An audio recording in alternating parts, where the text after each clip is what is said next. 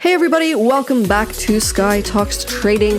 My name is Sky and I'm on a quest to invest, and today's video is all about Nio Stock. Let me just start off by saying Nio is on the verge of a tidal wave of incredible new products that nobody can touch for the price. And I was thinking about it, and if Tesla is worth $1.2 trillion, then Nio is definitely worth 20% of that without question.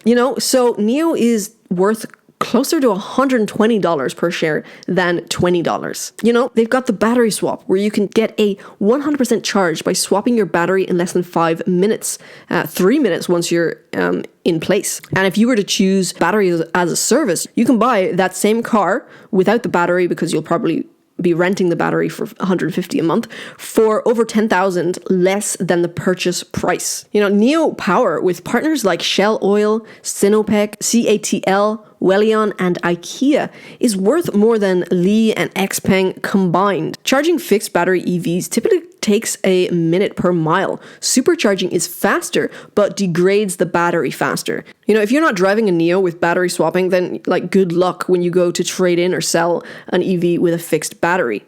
You may be facing a 16K to 30K expense. So yeah, back to all the amazing catalysts that they have coming up. According to Nio's previously announced plans, it will deliver 3 new models based on the NT 2.0 platform this year. They've got the ET7, ET5, and ES7, with the first delivery of the ET7 set to begin March 28th, which is fast approaching. Used Team estimates that the ET7 has received at least 60,000 pre-orders and says the model has earned good reviews based on local media reports. And then we've got the earnings report coming up, 24th of March. Blowout numbers and drop-dead guidance for 2022 expected. Maybe 200,000 vehicles. And then on 1st of April, deliveries for March are out, over 10K expected.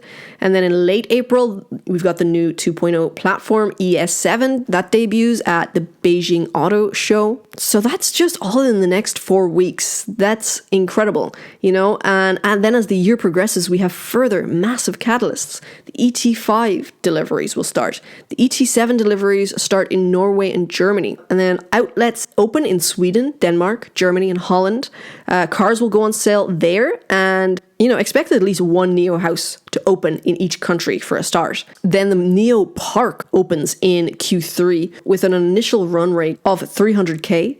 And then ES7 deliveries start in Q4. 2022 revenues could double that of 2021's at least. The first profitable quarter is expected in Q4. 1,000 swap stations in China, 20 swap stations in Norway. Battery swapping will go mainstream in continental Europe, and maybe 50K deliveries in December. There is definitely a lot to look forward to when it comes to Nio Stock. So yeah, I for one am very excited about the earnings call.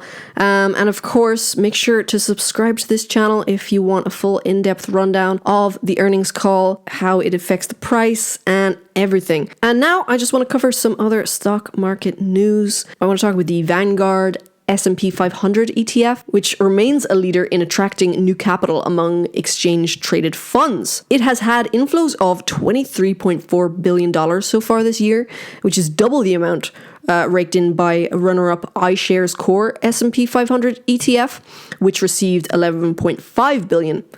That's according to data from Bloomberg. The Vanguard fund also led the pack in 2021 and has accumulated half as much in the first few months of 2022 as it did in all of last year. So that is very impressive. China stocks are in focus again. Renewed optimism in China has brought 5 stocks in particular into focus as potential bargain buys right now. We've got Alibaba, Baidu, Didi, Taiwan Semiconductor, and Trip.com. These ones were identified as Chinese stocks to watch. Now, Alibaba still has a potential political risk, but we've got the bigger buyback for Alibaba. The company said it is expanding its share buyback program, which could now be as high as $25 billion.